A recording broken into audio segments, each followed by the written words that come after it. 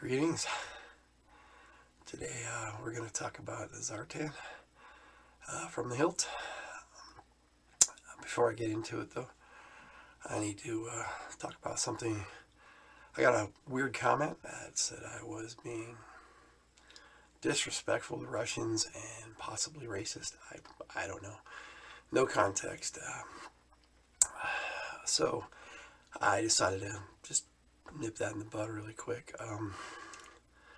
Anyone who has known me or gamed with me knows that racism, that's not been my thing. I don't have any tolerance for it, or I personally feel that it is a complete and utter waste of time. So that's all I'm ever going to say on that. I'm here to talk about games and toys, so let's do that. Make this my Saturday morning thing. So I got my G.I. Joe hat, I got my G.I. Joe shirt, so let's look at some toys. This is my original example of Zartan, and as you can see, it's a pretty old figure. I got this in 1985. I have all the accessories except for the tow hook for the ski crate that he came with. I don't know what happened to it. I have it somewhere, or I could have misplaced it. It's been a long time. I had the unfortunate incident that I was wondering about how that happens to people. So it happened to me where I went to put the Zartan on a peg and his ankle broke off. I was like, oh, well, I guess it finally happened to me. So welcome to my club, I guess, or the club. Zartan is one of the coolest Cobra characters. He's been around since the beginning, almost. Well, if you read the lore in the comic books, he's been around before the beginning. But as far as the action figure is concerned, he came out in 1984. He was included with the Swamp Skier, codenamed the Chameleon. I still have mine. I'm not about to take it apart. After the ankle incident, I don't want to risk that.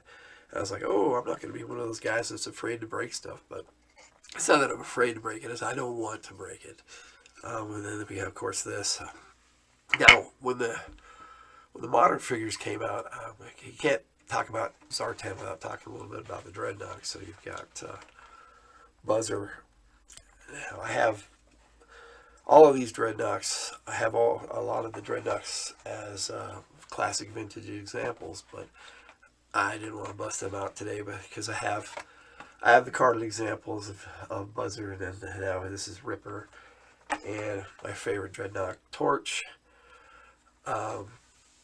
I like a lot of the Dreadnoughts. The coolest one I'm going to give a mention to is Storm Rider, and the other one I'll mention is Road Pig. I really like those Dreadnoughts. Now, when Zartan came out in the 25th anniversary, he came with this little miniature chameleon, and I always found this thing to be just ridiculous. I mean, look at this thing.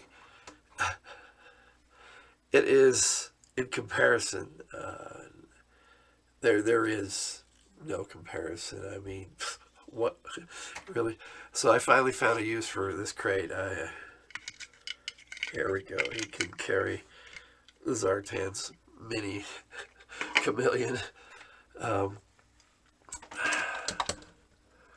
So that pretty much takes us to the classified figure. I did want to take this out and look at the box art. I mean, can't really see it with the glare, but that Dreadnought's background, I guess we could pull it out and take a better look at it, is very cool. I mean, what they're doing with some of the classified stuff is really, really good. Some of it, not so much, but for the most part, I've really liked it. Now, They have that same logo on the top here. And yes, he's number 23 in the series. I like the side art. We'll try to get the glare out of that. Give you a good look. And then the front. I mean, yeah, they made Zartan look extremely sinister on this box art, and I don't have a problem with that. I think Zartan can be sinister. If you read the comics, though, there's so much more to his character. But this classified figure, I know this is just the regular release, and that they have the Master of Disguise version, which actually changes color, and when you cool it down, opposite of what this one does. I mean, when you put him in the sunlight, he changes color. I'm not going to take him outside to risk that, but this guy here, though, and then they have the retro one that's an exclusive, but this regular release Zartan, to me, matches up more with the original, and I don't know if that's focusing or not, but it matches up better with the original than the newer ones. There's no silver on the original Zartan or blue or whatever those other ones are doing, but they still look great. But this one, this guy came with some of the weirdest stuff: a little snake head and some kind of animal claw. Not really sure. He came with this really good knife at the back. I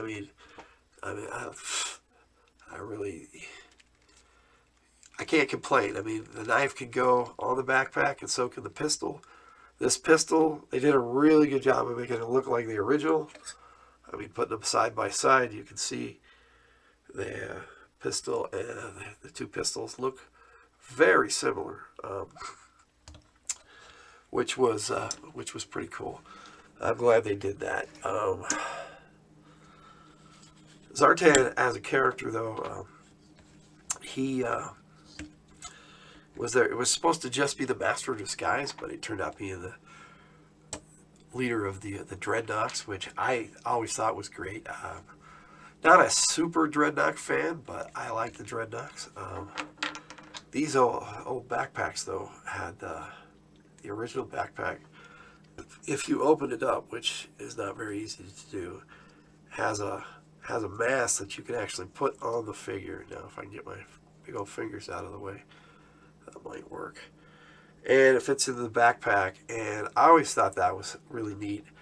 But it kind of made him look like closest to Gung Ho, I thought, of all the Joes. And then the classified one did kind of the same thing, pretty much the same face. I mean, it looks very similar.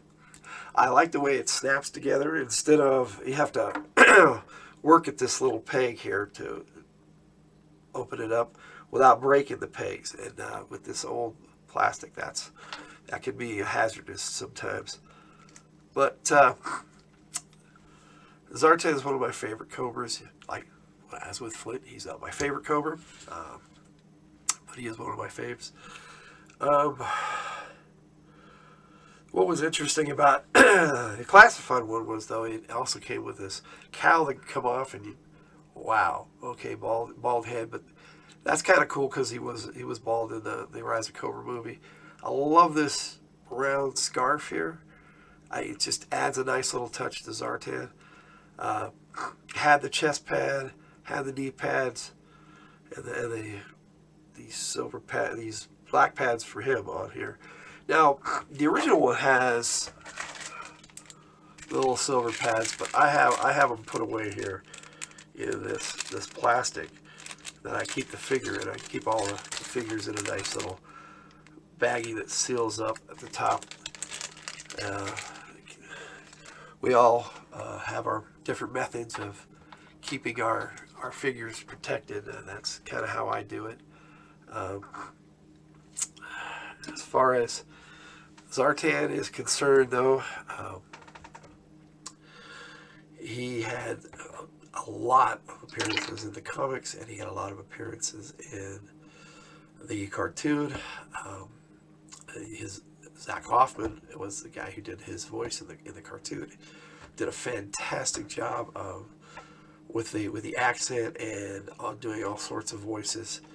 Just had, it seemed like they had a lot of fun whenever Zartan would show up with scripting or with storylines.